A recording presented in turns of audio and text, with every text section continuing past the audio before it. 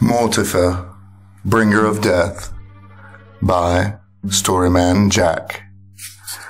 His childhood was one of darkness, hunger, and despair.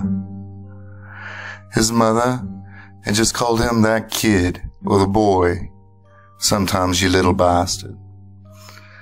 Her various man friends called him little shit or cum stain, but most of them just wanted him out of the way or gone. They lived in a one-room shithole, though at 6 the kid didn't know it wasn't the lap of luxury. He'd barely made it through his kindergarten year. His mother passed out on the old sofa she'd found in that alley for most of his entire waking life. The kid knew there was something wrong with her. She liked to jab needles into her arms and then go to sleep with some new guy she'd brought home for the day. The men usually did things to her, and sometimes his mother sounded as if they were hurting her, but at other times she sounded like she were having fun. The kid didn't know. All it was normal. Everything degrading was normal for the boy. But what he did know was that she always left. Without word, just left. She'd done this many times, even before he had been old enough to be aware. She would leave him little bags of Cheerios or cold mac and cheese on the stove and leave for hours, if not days. Only this last time, when the kid was 6, he hadn't come back. She hadn't come back. Not after he'd run out of food had she come back. The little stashes of cereal and other stale crackers had run out long ago. And well, he hadn't known how long ago. But the kid had been hungry before, and he knew how to deal with that. There were things he could eat in boxes. They were supposed to be cooked, but he didn't know how. But his fear only began when the water stopped working. The little faucets, no matter how hard he turned, would not relinquish liquid. The only source left to him was what was left in the toilet. And the kid had seen his mommy hide things under that top lid, and he knew there was water in there. This wasn't the first place he'd looked for something to drink, but he had become desperate, and his childlike brain had forgotten how long his mother had been gone. He had tried the door, turning the lock and knob over and over to get out and get some help, but something wouldn't allow the door to open, though the knob did turn, and the door shifted open just a hair. No one would help. No one in the kid's world ever helped. He'd get a bedding. They'd slap him around, he knew. The lid was way too heavy, and it broke as it slid off the toilet onto the little grimy bathroom floor. The tub had a thick layer of dirt or gunk. The kid didn't know what it was. The tub had a thick layer of dirt or gunk. The kid didn't really know what it was. They'd never really used the thing. He sipped the water from that tank somehow, understanding that once that water was gone, so was he. He'd never been so thirsty, though, but the voice in his head told him to go slow, to save it, make it last. It was then that the lights went out, and his fear turned to terror. He tried screaming to see if anyone would look in on him or rescue him, like they did in the comics the neighborhood kids that were nice had showed him. The ones that didn't beat him if they caught him alone or call his mother names like heroin whore, whatever that was. But no one ever answered.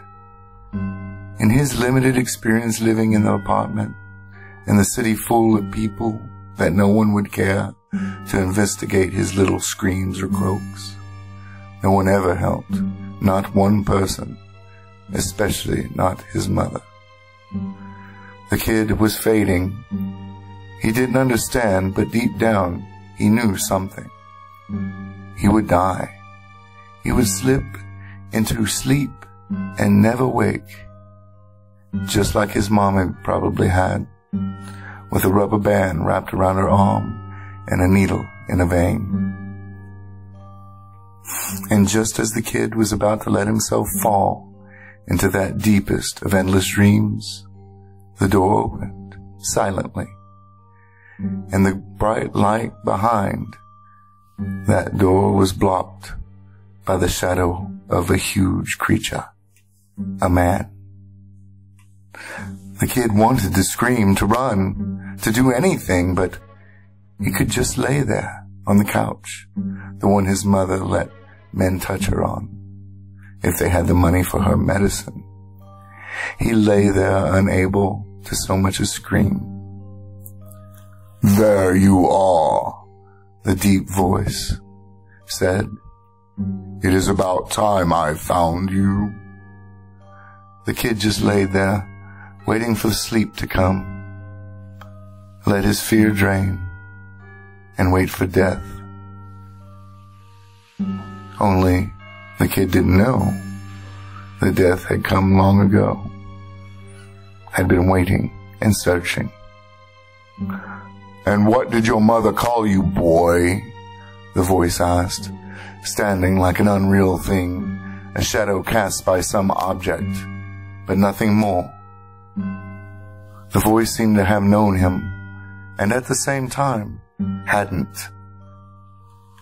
The kid couldn't speak, but he croaked a hoarse whisper, using whatever strength he had left. "Mommy called me a little bastard." The voice laughed, a full and throated belly laugh. Like something Santa Claus in the cartoons might have. Though the kid never had a Christmas, his mother didn't believe in giving, only in taking.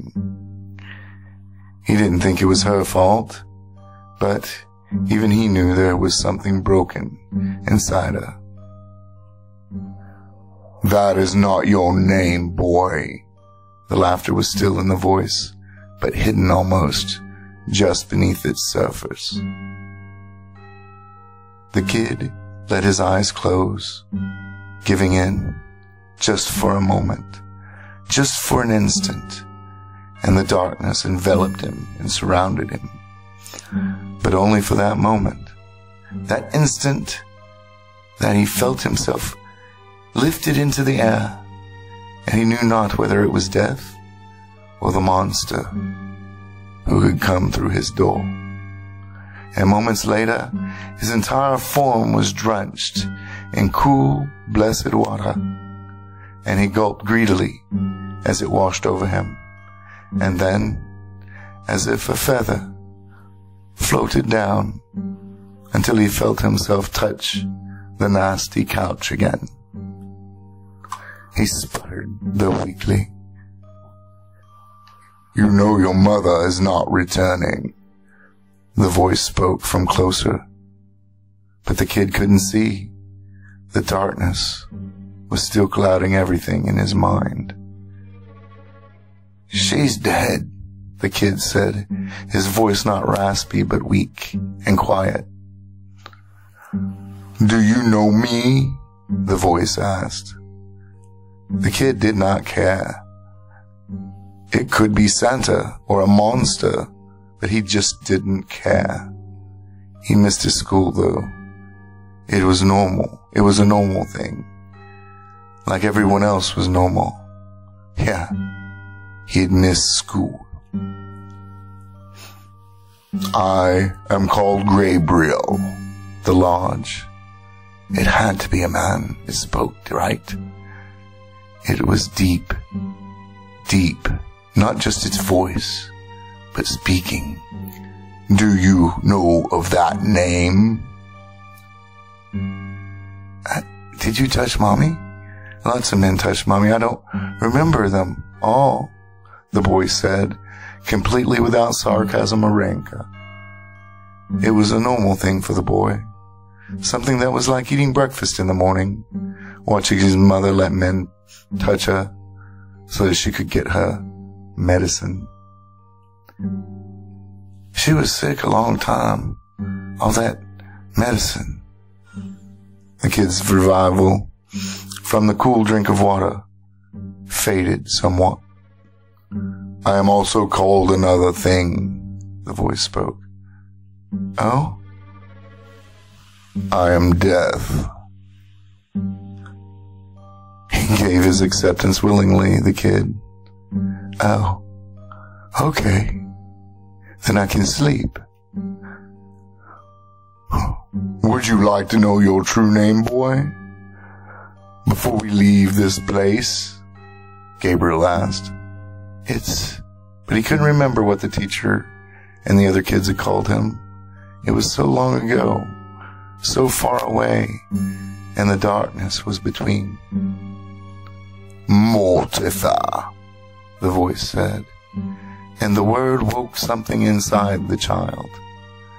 But he knew it wasn't what the teacher had called him, but it was right. It felt right. He tried to pronounce it, to repeat it, but his fight against that darkness was lost, and it took him deep, deep into the blessed darkness itself, where life wasn't only pain and hunger, fear and starvation.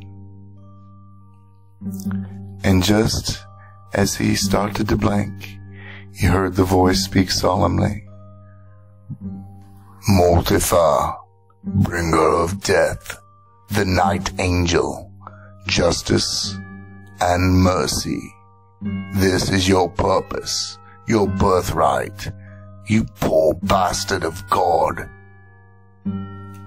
It wasn't until the day he'd turned 16 that he truly understood his purpose, what he'd been forged and made for.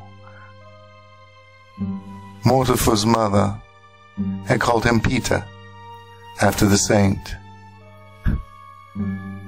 that had denied Jesus Christ, after all. Go figure. This gave Gabriel chuckles every time he heard Mortifer use the name in his daily interactions.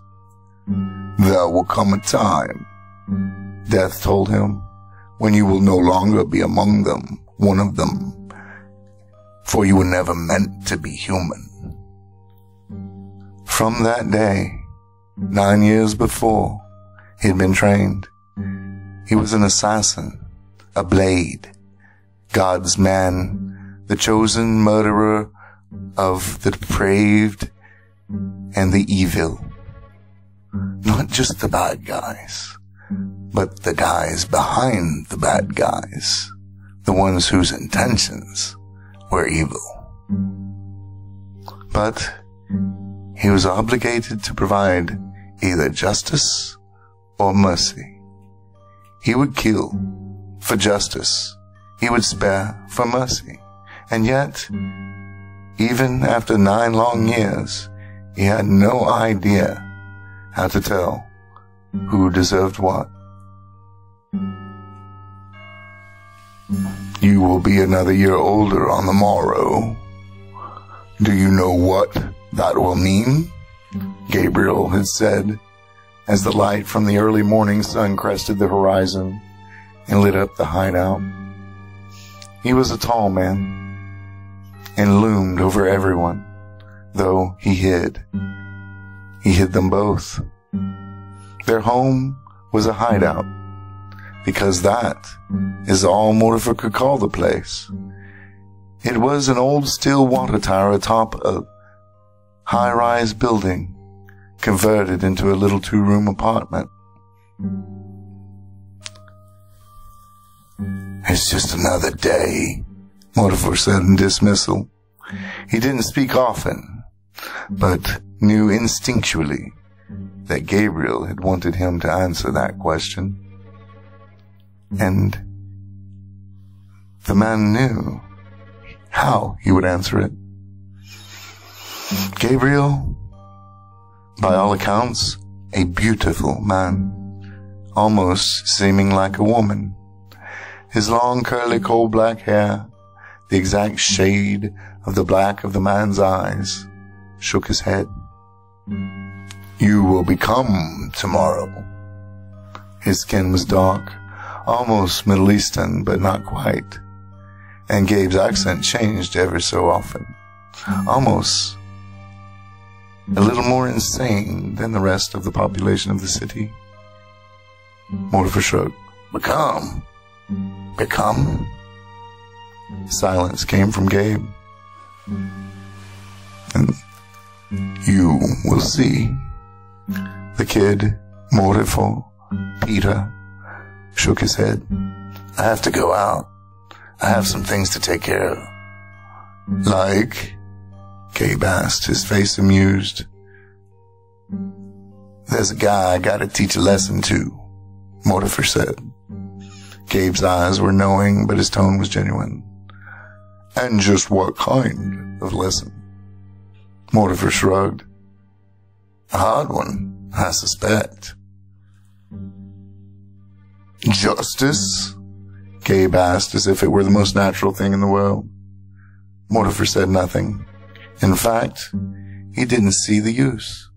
Gabe already knew everything Mortifer, or Peter, if he was out in the public, would do or say as if he were permission. Long, quiet moments passed. "Wait," was all Gabe told him. "On the morrow, in the evening, will be soon enough." The next day didn't even dawn. The next day was dark, was strange to Mortifer's eyes upon waking, as if the whole world had been cast in shadow and smoke. He waited at the little table the 2 men used for their meals and to read and learn everything Mortifer needed to learn. Gabe was gone. Gabriel, his crazy mentor, who thought he was death, never left the hideout, never went into the world, as he called it. Mortifer, unable to train, didn't know what to do with himself, so he sat. And he sat. And he sat.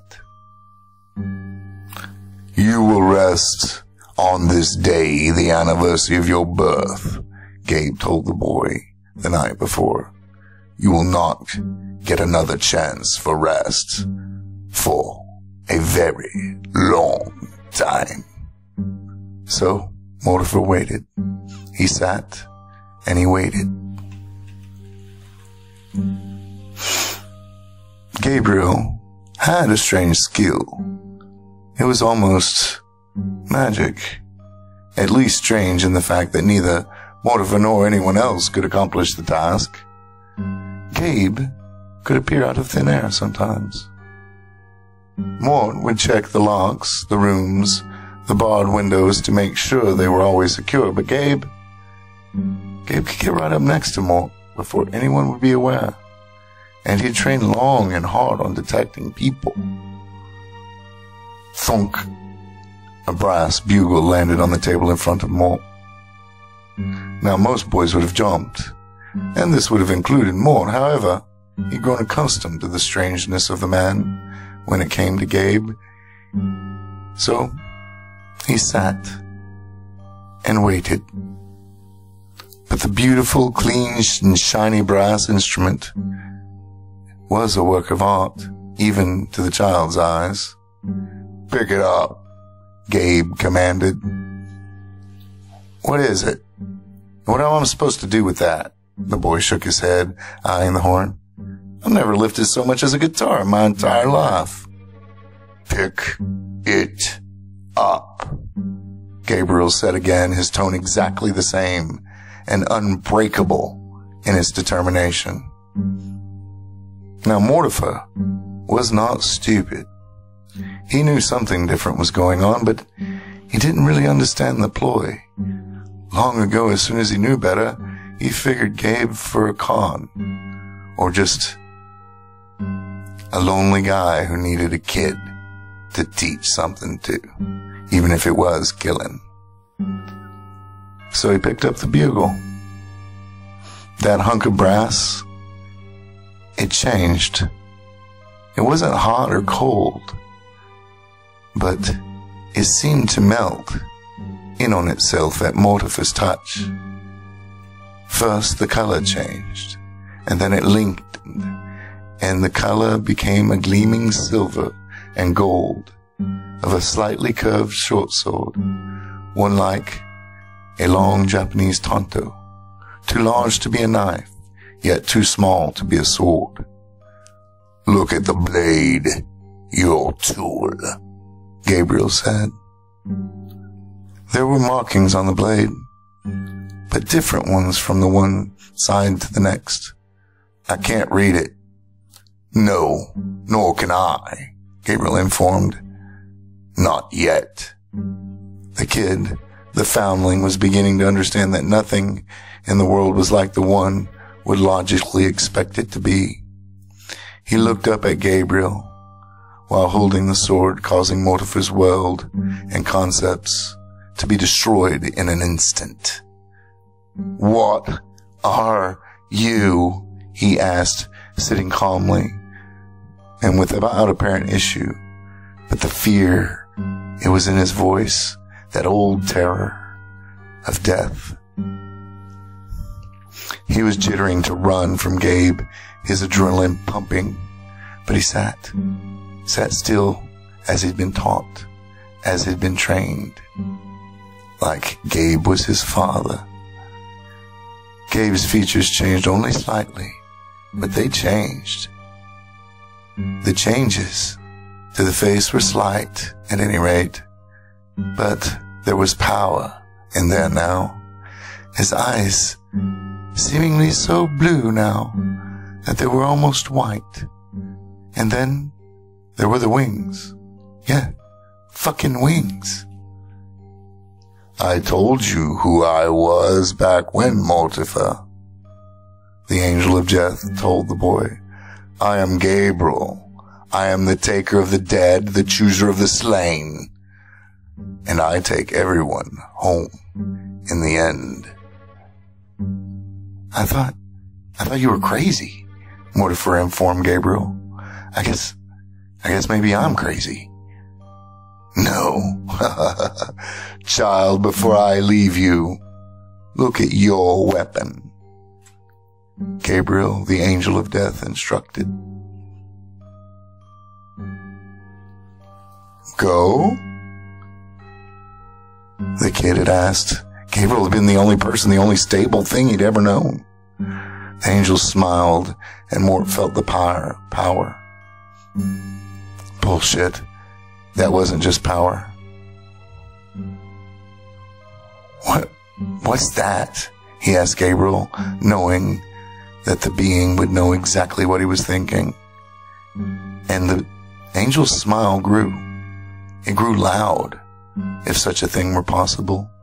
"That, Mortifer, bringer of death," the angel said gently, "is love, your father." Mortifer looked down at the blade that would go on to tie him to the earth and his job for the next thousand years, or until the Creator had enough of humanity. And if Mort was any judge, that could have been at any moment, to be honest. The word on the blade read mercy. Mercy, in capital letters that Mort knew he shouldn't understand. What is it? "It's Latin." The kid flipped the weapon over where he repeated the word. "Huh, they were different before." "That sword just told you that I do not deserve death," there will be no justice there. Well, if you're a fucking archangel, huh? Why would you deserve to die? The angel shook his head. Watch your language, boy. Oh, I've heard you use worse, the boy told the angel, describing my abilities with lessons, with the sword, or with rhetoric, math, and science. The angel stood there, doing nothing. What would it say if you did deserve to die? Moore asked Gabriel, the angel of death.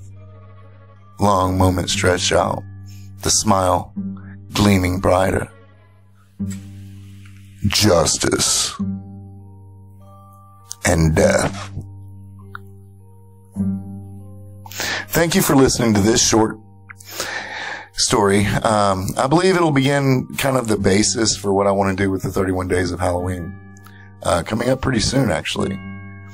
I wanted to get a story out, because it's been really difficult since the fire. Being displaced makes it really hard to be comfortable enough to sit and write in the quiet. Writing a story for me requires focus and commitment. When I sit down, I have to get it finished. Just like when I sit down to record, I've got to get a section done, or I get lost and I have to start over. Or my ideas don't flow. I've interrupted them if I have to stop in between things. So, being displaced from your home, it gets a little fractious. But the point is that this story has been knocking around inside my head for a while. And I wanted to create a superhero, or rather, an anti-hero of my own, just to show that it can be done. You can make something new, you guys.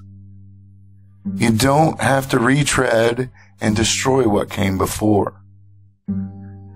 Yeah, I know sometimes the writing part isn't the best, because I do rough drafts mostly. But remember, this is all about story.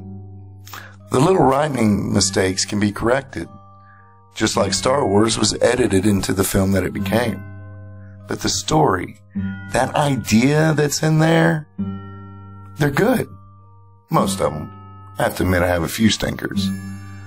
But I know not all of them are great. But it makes people think. And I hope they enjoy it. A lot seem to. So, if you enjoyed this, please let me know by liking the video and sharing it with your friends. And if you're new, please consider subscribing so you can help me by telling me everything you dislike.